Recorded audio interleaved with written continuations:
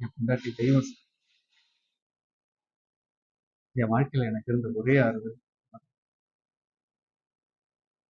என்கிட்ட 1000 குறைகள் இருந்தாலும் அதெல்லாம் பொருட்படுத்தாம ஒரு 30 வருஷம் குடும்பம் நடத்தி 2 குழந்தைகளை பெற்று. ஆமா சார். எனக்கு அது வேணும் இது வேணும் பெருசா எதையும் என்கிட்ட கேட்டதே இல்ல.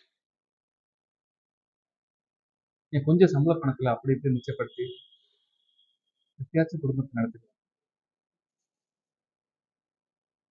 நான் எதுக்கும் பெருசா கவலைப்பட்டதே இல்லை சார். இருந்த வரைக்கும் ராஜா மாதிரி கெத்தா வாழ்ந்து போயிட்டேன். கடந்த சிங்கப்பூர்.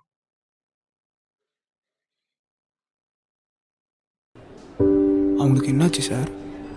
எப்படி இருந்தாங்க? அதுக்கு இந்த பாவிதான் சார் காரணம்.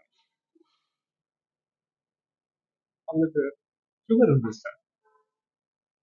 சுகர் தான் வயசாக ஆக ஜாஸ்தியா இருக்கு. மருந்து மாத்திரை தான் அதிகமாயிடுச்சு.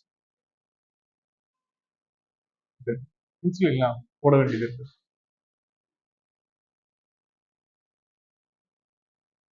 6 மாசமா எந்த மருந்து மாத்திரையும் சாப்பிட்டு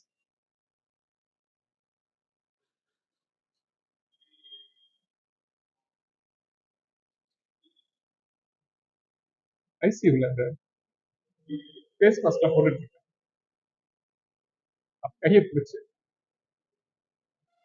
ஏம்மா இப்படி கேட்டேன். வீட்டு செலவு ஜாஸ்தி ஆயிடுச்சு. பசங்க வளர்ந்துட்டாங்க. படிப்பு செலவு, காலேஜ் ஃபீஸ் கட்ட வேண்டியது இருக்கு. எதுவுமே என்கிட்ட சொல்லாம மகராசி மருந்து மாத்திரை செலவெல்லாம் மிச்சம் பிடிச்சு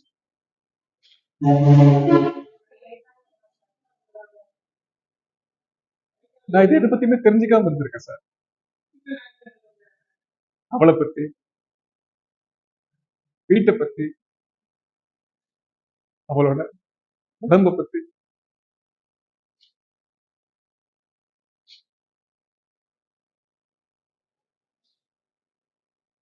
எல்லாமே கைமீறி போயிடுச்சு. போய்- போயிட்டா.